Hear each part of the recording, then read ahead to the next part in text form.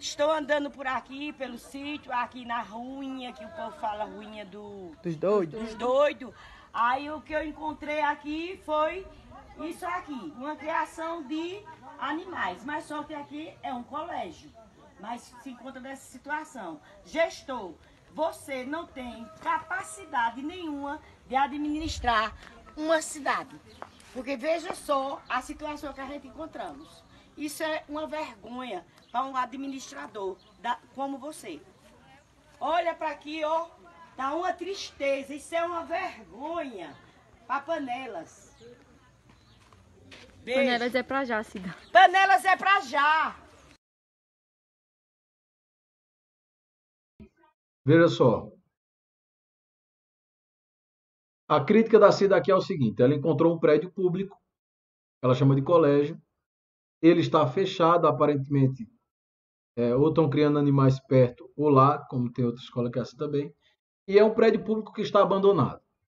Em outras palavras, existe um prédio público que não se capina o mato, que não se roça, que não se limpa, que não se zela, e nem se dá outro tipo de uso, certo? Poderia ser utilizado de várias outras formas, mas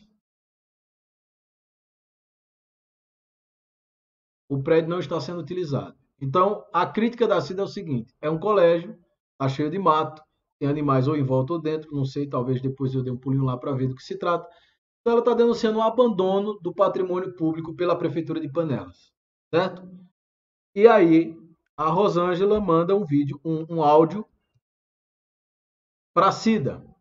A secretária de Educação, Rosângela Chaves, manda um áudio para a Cida. E nesse áudio, ela vai falar o que é que ela acha e por que é que a Cida estaria errada ou não teria, ou estaria faltando com a verdade na opinião dela. Mas, no meu entender,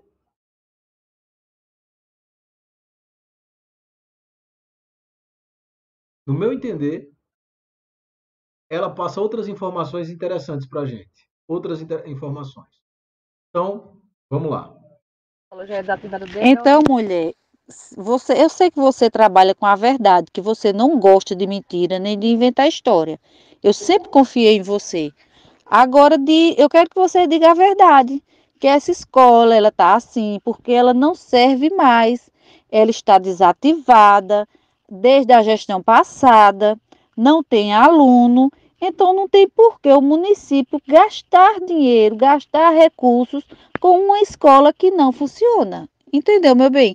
Porque da forma que você colocou, dá a entender que o prefeito abandonou a escola, tá cheia de mata, aquela coisa toda, mas não é assim. É só isso que eu quero que você explique, porque eu confio na sua verdade. A secretária está dizendo aí que a Cida sempre fala a verdade, né? Que confia nela e tudo mais, e que as informações que a Cida passa dá a entender que o prefeito abandonou o prédio público. Mas já receberam assim da época de Joelma, a escola está desativada, a escola está fechada, não tem por que gastar dinheiro público com isso. E ela gostaria que a Cida esclarecesse isso, né? Vamos lá. Primeiro, as pessoas estão perguntando se vem verba para essa escola desativada, para essa escola aí. Eu vi que vem verbas para algumas escolas do município, 80 mil, 40 mil, não sei quanto mil, e aí vou olhar uma por uma, claro. Por quê? Vocês devem estar percebendo, principalmente perceberam agora com essas chuvas, que muitas crianças deixaram de participar das aulas, né? Exemplo, Ibiribeira. Na Ibiribeira, o pessoal, as crianças estão há 3 meses sem ter aula. No Amolá, 5 meses sem ter aula. Alegação, chuva e estrada ruim. Como é que você resolve isso? Ou melhora a estrada, ou constrói uma escola perto das crianças, né? Perto da onde as crianças moram. Quando nós falamos em educação capilarizada, é disso que nós queremos falar. a escola mais próxima. O Japão, por exemplo, construiu uma estação de trem para atender a uma criança. A Finlândia fez uma política de educação capilarizada em que ela constrói escola perto dos vilarejos, de modo que a criança não precisa andar nem 5 minutos para chegar numa escola, e assim diminui a evasão escolar e tudo mais, né? Panelas fez o contrário.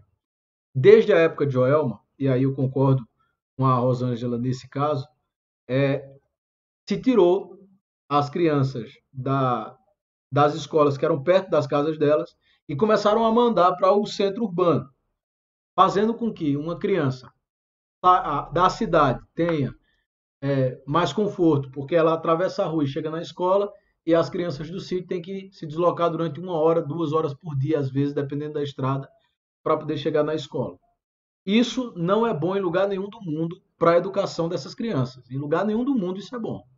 Você tirar uma escola de perto das crianças, você ajuda a aumentar a evasão escolar. E se tiver um censo em Panelas dizendo que a evasão escolar diminuiu, isso é mentira. Porque só as crianças que estão brigando, e lá no Instagram eles me marcam toda vez que não tem aula, que não tem ônibus, que não sei o que lá, e o pessoal avisa. A criançada do Bola me fala daquela quadra todo dia, que a escola tá ruim, que a merenda tá ruim, que tá tudo ruim. Então, quando eles afastaram de fato isso na época de Joelma. Mas qual é o ponto aqui? Durante a campanha,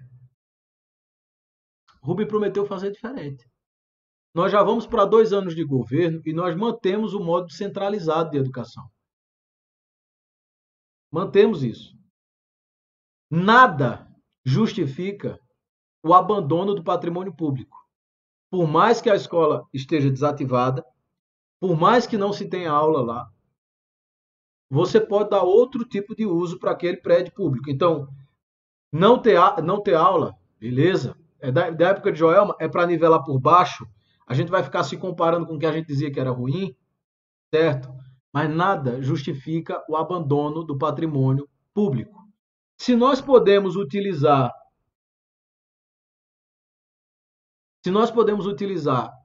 como desculpa o fato de Joelma ter deixado as escolas desse jeito, e como é que nós vamos justificar o que aconteceu com a Bica, que ela deixou funcionando? Então, quando nós começamos a utilizar essas informações e colocamos em paralelo, fazendo suas eventuais comparações, guardando as devidas proporcionalidades, a Bica está abandonada. O Chafariz não se fala, estou vindo de lá para cá. Postinho lá da Santa Cruz, como eu mostrei para vocês, ainda desativado. Essa escola que a Cida mostrou, cheia de mato. Aquele posto de Laje Grande que eu filmei, cheio de mato. A estação de tratamento de água está lá, cheia de lixo. Me parece que de fato existe uma despreocupação do prefeito com o patrimônio público da cidade. Quando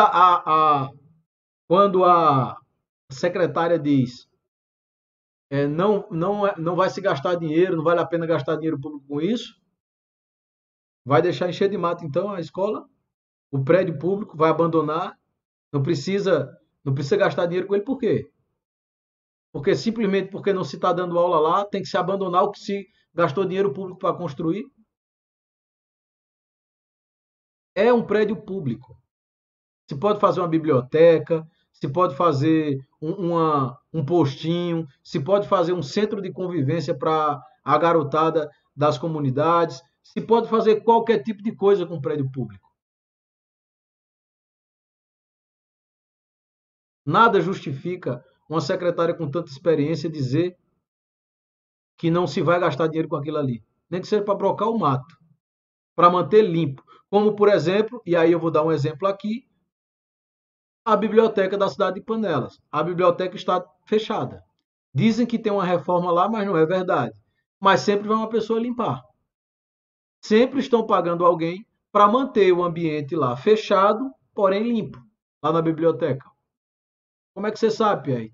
Estou monitorando também.